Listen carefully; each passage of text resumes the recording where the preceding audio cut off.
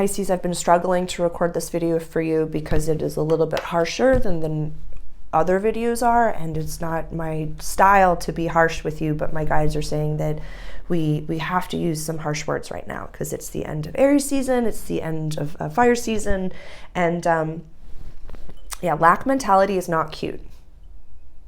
And we really have to let go of some of those old constructs, because although we can see certain actions as being romantic or putting ourselves in specific scenarios for, the receive, but lack mentality is not cute, and, waiting around is not cute. Being a damsel in distress, unless you're actually in distress, is not cute.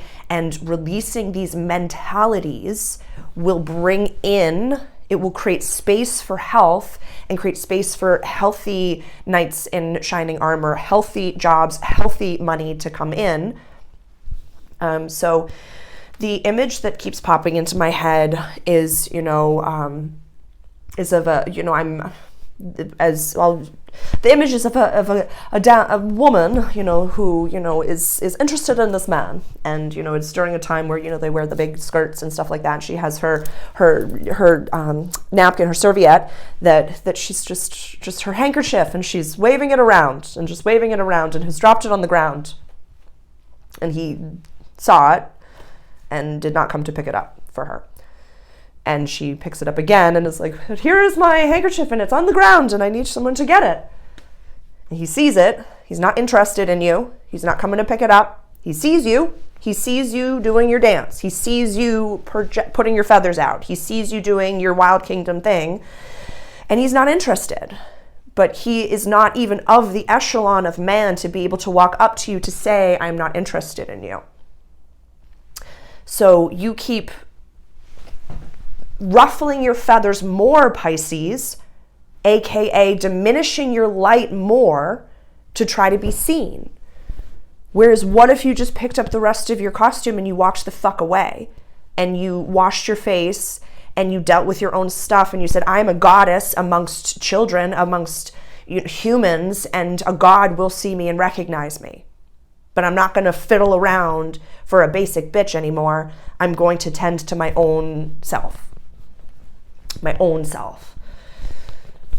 Because I feel as though our focus, and I say this with a lot of love, these planets are really, really hitting you hard, Pisces. So there is so much of a desire to want to disassociate and to avoid where the spotlight that God is showing you. When we have this astrological wheel, whenever the sun is in a certain place in the sky, I say it's like a lighthouse, shining a light on that area of your chart where, God is saying, we can focus here. It's super fertile, kid. We can plant seeds of redwoods. Sarah's telling you this is really intense energy. Why aren't we listening? So, at the beginning of Aries season, we planted seeds for money, values, access to resources, good jobs, good paper coming in. And we had a huge full moon in our house of transformation, death and rebirth, where you were probably shook the fuck up, precious. Like super shook up. You probably see a lot of what's really going on. So it would be so much easier to go to the codependent space and to say, oh my God, I could so help this person or fix this person that's in my life, and I can really, really, really focus on them. Where, the universe, God, whatever you want to say, the sun is pointing at your house of work, money.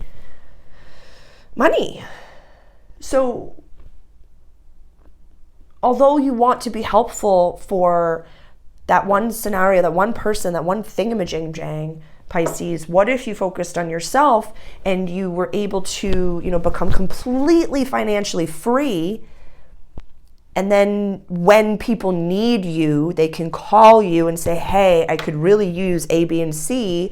And you could say, oh my God, I'm so happy you called. I have A, B, and C. I have plethoras of A, B, and C. So how can I best support you? Let's take care of this together as a team.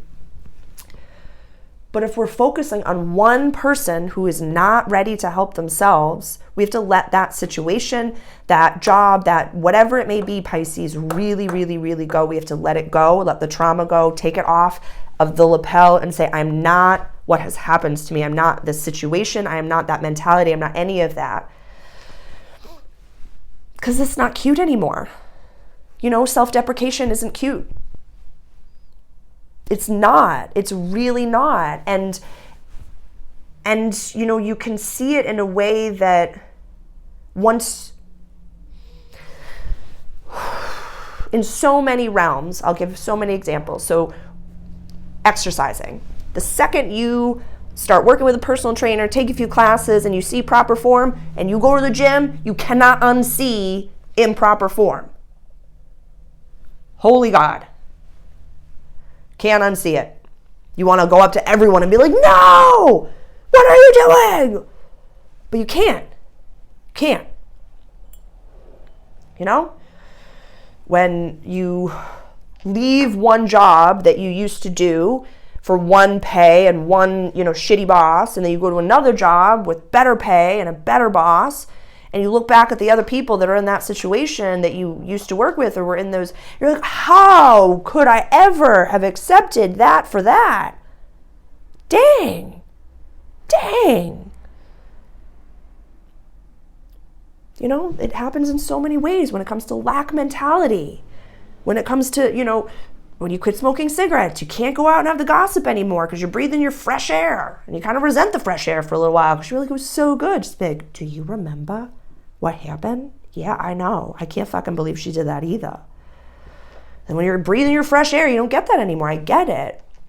I get it. And when you stop having the self-deprecating, commiserating, oh, it's raining again, I get it. People get really, you know, like off-put by you sometimes where you're like, I know Mother Earth just really needed some rain. They're like, well, there's a lot of traffic today. And I'm like, yeah, somebody was in a car accident that's dead now. I'm really grateful I'm alive.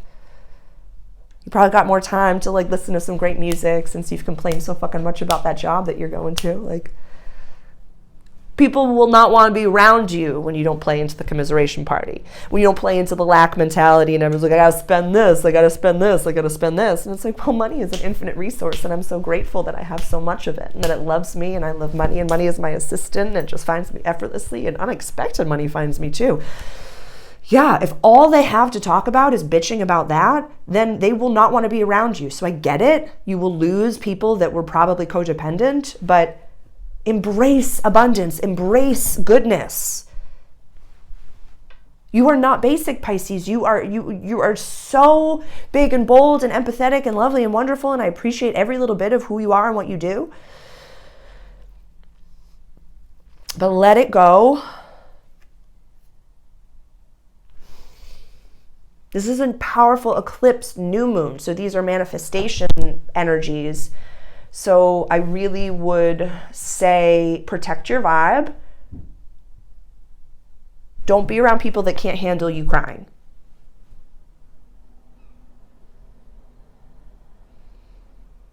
No, ma'am. Absolutely not. Absolutely not.